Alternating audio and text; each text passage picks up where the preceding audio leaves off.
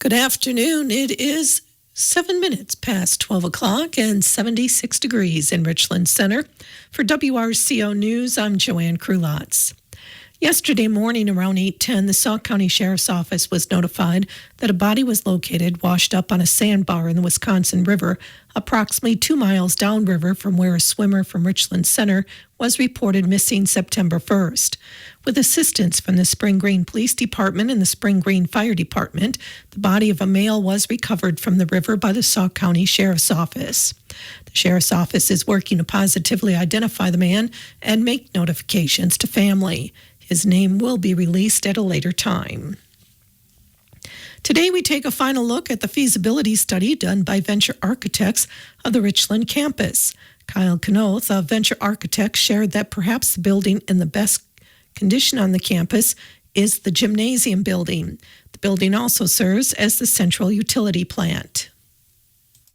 It has a lot of the same issues. Again, it's kind of a common theme throughout here. A lot of the same issues as the other buildings, just because it's the same day, it's being maintained the same way. I would say the pieces that are different with this, it has this massive athletic floor, and the floor is in just extremely good condition. That's a very difficult thing to keep maintained as that way. And we checked out all of the lockers and that; those are all in really good condition. Where there was some issue were the doors between the north side of the building, between the gym and the Simon Center. And again, those doors are in really, really bad condition. And our understanding in looking at how the flooring was inside those doors and the steps on the way down is that there must have been some kind of, well, there are a couple of things. Again, heavy salt use, which that is something that has to happen for safety. We recognize that. But then that's melting a lot of water. We get a warm day in winter or in spring. That water then comes in up to the door. The weather stripping hasn't been addressed. Water's coming in under the door. It's going onto the floor, down the steps. Did not get to the athletic floor, thankfully, but was addressed in a later way. That was not a single incident that happened. That had been happening a number of times, and I think as that weather stripping on the door goes away, the threshold goes away, it just becomes exposed to any kind of water that comes through there. Venture Architects found that the building would function well for athletic and training purposes. The renewal cost of the gymnasium building and central utility plant is $1.89 million, with a replacement cost of $9.7 million. Venture Architects also did a feasibility study on the Richland County Courthouse and Health and Human Services building. The $34 million from a Federal Aviation Administration program will provide grants for the planning and development of public use airports and improvements related to enhancing airport safety, capacity, security, and environmental concerns. Projects receiving funding include nearly $3 million to expand the terminal building at the Appleton International Airport and almost $6 million to rehab paved taxiways at Dane County Regional Airport. Republican Senate candidate Eric Hovde visited the Menards headquarters in Eau Claire Monday. Hovde spoke with employees at the facility about the rising cost of goods, lack of affordable housing, and struggles with health care access. Hovde said he believes the healthcare industry needs more competition, price transparency, and coverage for pre-existing conditions. He also took questions from employees on topics ranging from government spending to the southern border. Hovde is running against incumbent Senator Tammy Baldwin. Donald Trump appears to be managing expectations about tonight's debate with Kamala Harris. Melissa Kay reports. At a rally in Mosinee on Saturday, Trump told 7,000 supporters he won't be treated fairly. He offered a potential preview of attack lines and accused Harris of covering up concerns about President Biden's health. Tonight might be the only debate between the two. After Kamala Harris and Donald Trump debate tonight, the campaign resumes at full speed. Here's Lisa Hale. Democratic running mate Tim Walz will be in Wausau on Friday and Superior on Saturday. Walz and Vice President Harris plan to hit every media market in every battleground state in just 4 days. While Walz stumps in Wisconsin and Michigan, Harris plans to be in North Carolina and Pennsylvania. People still making up their minds about their choice for president have plenty of opportunities to size up the candidates. UW Green Bay political scientist David Helpap encourages voters to do their homework. And particularly in swing states where we are seeing so many visits by different people, politicians, groups, even celebrities in some cases, if time allows it, do some of your own research, to check the facts, to go to news sources, reputable news sources. There are some nonprofit organizations out there that try to provide good, nonpartisan, unbiased information. Debate coverage begins on many civic media stations and online tonight at 7:30. Liberal justices who control the Wisconsin Supreme Court voiced concerns today about the motives of a conservative activist who is seeking guardianship records in an effort to find ineligible voters. The lawsuit is the latest attempt by those who questioned the outcome of the 2020 presidential race to cast doubt on the integrity of elections in the presidential swing state. Liberal Justice Jill Karofsky said during oral arguments that she was concerned that those who brought the lawsuit were trying, quote, to introduce the fear that there is some sort of illegitimacy going on in the election in the state of Wisconsin. The liberal-controlled court will issue a ruling in the coming months. The Wisconsin Supreme Court is scheduled to hear arguments in a case brought by Republicans who want to stop the use of mobile voting sites in the battleground state. Republicans argue state law prohibits mobile voting sites. Racine officials used a van once in a 2022 primary for people to cast early absentee ballots. Racine, the Democratic National Committee, and others say nothing in state law prohibited using the van. The court will hear arguments today. Whatever it decides won't affect the November election, as a ruling isn't expected until later, and no towns or cities asked to use alternative voting locations for this election before the deadline to do so passed. The ruling could affect future elections, though. Making mental health treatment more accessible and affordable. At a roundtable discussion in Milwaukee Monday, members of the Biden administration introduced finalized federal rules requiring private health insurers to cover mental health and substance abuse services similarly to physical health services. National Alliance on Mental Illness Wisconsin Executive Director Mary Kay Battaglia tells Fox 6 Milwaukee this would improve access. Every day we hear from somebody that either can't find the care they need, that their insurance doesn't cover it. The new rules won't go into effect right away, and insurers could sue to stop them. Critics say they'll lead to higher insurance premiums. The Social Security Administration announced progress this year to reduce customer burden by transitioning wet or physical signature requirements to digital signatures for over 30 forms, as well as removing the signature requirements altogether for 13 forms. These actions simplify application processes for people, including removing a potential reason for claims to be sent back or denied.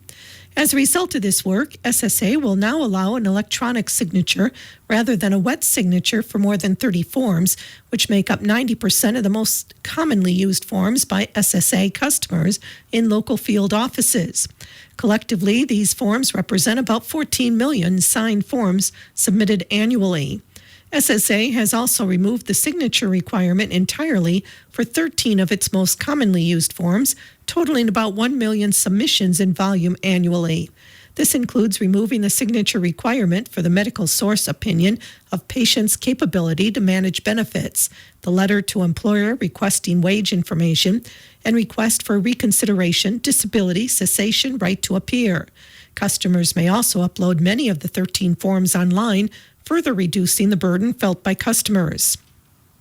To build on this progress, SSA is considering removal of signature requirements on other forms that would ease requirements on about 1 million additional transactions. On Oneida Nation in Wisconsin, white corn harvests are an important cultural practice. Corn is taken to elders, the husks are dried and braided, and seeds are saved for the following season. But this year, on one Oneida farm, climate change-fueled spring rains destroyed nearly the whole white corn harvest, and they won't be able to do their usual ceremonies this fall. They'll be able to salvage some of the green corn, white corn at an earlier stage of maturity, but it will be a small piece of what they normally produce. Oneida farmers want to adapt and are using regenerative practices like growing cover crops to prepare the soil for future unpredictability. Wisconsin deer hunters should consider testing their deer for chronic wasting disease. Aaron Larson is deer herd health specialist with Wisconsin DNR. CWD testing remains a priority for the agency, with sampling available statewide. DNR has priority areas that agency staff are especially interested in receiving samples from to help further understand disease levels and distribution. Whether to consume deer that test positive is a personal choice, but Larson notes agencies that specialize in human health, like the CDC or the World Health Organization, don't recommend consuming a deer that tests positive from CWD. Larson says hunters are also asked to report any sick or dead deer they encounter. Find out more on the DNR website, dnr.wisconsin.gov. Be wary of calls that seem to come from the Sheriff's Department demanding Bitcoin payments for active warrants. Wisconsin is right in the middle of the pack when it comes to people losing money in cryptocurrency scams. A new report by the FBI ranks Wisconsin as 25th. Wisconsinites have lost over $35 million to cryptocurrency scams in over 700 complaints of fraud. The scams mostly impact people in their 60s or older, but can happen to anyone. In 2023, in the U.S., victims lost $5.6 billion in scams. A high-tech boat outfitted with sonar and cameras is trying to solve the mystery of a 1968 plane crash that killed 3 people in Michigan's Lake Superior. Seat cushions and pieces of stray metal have washed ashore over decades in the Upper Peninsula, but the wreckage of the plane and the remains of the 3 men have never been found. An autonomous vessel is in Lake Superior this week. Boats from Michigan Tech University are also involved. The effort is being organized by a coalition of government agencies, universities, and others interested in autonomous technologies. 3 men were pulled from Lake Mendota in Madison after their boat sank over the weekend. Madison fire crews had to rescue the men on Sunday after they forgot to put the bilge plug back in the boat before heading onto the water. 2 other boats were already helping rescue the men as the fire crews arrived. No one was seriously injured. The boat will remain in the water for now until it can be lifted back to shore. The University of Wisconsin-Madison College of Engineering is a partner in a new project led by Dairyland Power Cooperative that will create well-paying jobs, significantly reduce emissions, and lower energy costs for rural Wisconsin communities. Dairyland Power Cooperative, based in La Crosse, was selected by the U.S. Department of Agriculture to receive grant and loan funding of nearly $579 million through the Empowering Rural America program. The new ERA program helps rural Americans transition to clean, affordable, and reliable energy. The award is part of a $7.3 billion investment in clean and reliable electricity for rural areas across the country that President Joe Biden and USDA Secretary Tom Vilsack announced September 5th during a visit to Westby. Dairyland will use the funding to procure 1,020 megawatts of renewable energy through 4 solar installations and 4 wind power installations across rural portions of Wisconsin, Iowa, Minnesota, and Illinois. Dairyland member cooperatives will benefit from reduced rate pressure due to the new ERA funding, and the cooperative plans to leverage this funding for a total project investment of $2.1 billion. This award will reduce pollution by an estimated 3.3 million metric tons of carbon annually, or 90 million tons over the lifespan of the projects. That reduction is the equivalent of taking 729,000 gasoline-powered cars off the road every year. The Clean Energy Community Initiative also will support Dairyland in developing a farmer benefit plan and union engagement plan. Members of the initiative will facilitate community workshops, which are inclusive events designed to be two-way engagements with communities to identify the values, needs, and priorities of stakeholders. While saving for college can seem overwhelming, one thing can be certain: saving for this major milestone is less expensive than taking out student loans. College Savings Month is being celebrated this month. It aims to educate families on the benefits of saving for loved ones' higher education and career training with a 529 college savings plan. Whether pursuing a 2- or 4-year college or university, a technical degree, trade program, or a registered apprenticeship, funds saved in a 529 college savings plan can support students' post-high school goals. EdVest 529 is Wisconsin's only direct sold college savings plan. It is specifically designed to help parents save for future college costs while offering some attractive tax incentives. Wisconsin residents can receive a state tax deduction of up to $5,000 per beneficiary for single filers or married filing jointly for contributions made into an EdVest 529 account. Additionally, earnings grow 100% tax-free if used for qualified expenses like college tuition, books, room and board, computers, and more. In celebration of College Savings Month and to help families jumpstart their college savings, EdVest 529 is announcing a $50 bonus for new accounts opened by September 27th. For more information on EdVest 529, including investment options, fees, and frequently asked questions, visit edvest.com or follow EdVest 529 on Facebook, Instagram, and YouTube. The Wisconsin Department of Transportation is hosting a public involvement meeting for the Wisconsin 130-133 Bridge Replacement Project today from 4:30 to 6 at the Lone Rock Community Building. This event gives you an opportunity to learn more about the upcoming Wisconsin 130 closure, preparations to open the new bridges to traffic, and demolition of old bridges. The meeting will have an open house format. You are welcome to attend at your convenience. If you have any questions, contact Greg Brecka, Wisconsin DOT Project Manager, by phone at 608-245-2671 or by email at gregory.brecka, that's BRECKA, at dot.wi.gov. The 167th Vernon County Fair will be held Wednesday through Sunday at the Vernon County Fairgrounds in WRCO. Wednesday is Exhibit Day. Also on Wednesday, there will be a 9/11 tribute at 7 and a Murrah Rose Remembrance Walk honoring lives lost to addiction at 7:30. Thursday will feature an antique farm tractor pull at 6, followed by a farm modified truck and tractor pull. The Little Britches Dairy Show will be held Friday at 12:30, and in the grandstand at 7, the Badger State Tractor Truck Pull will be featured.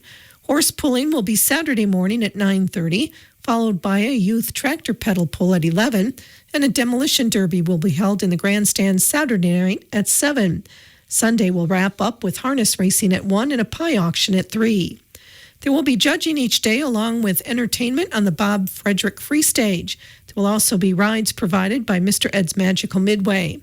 Daily admission, excluding grandstand events, is $10 for adults 16 and older and $5 for seniors 65 plus and children 6 to 15. Children 5 and under are admitted free.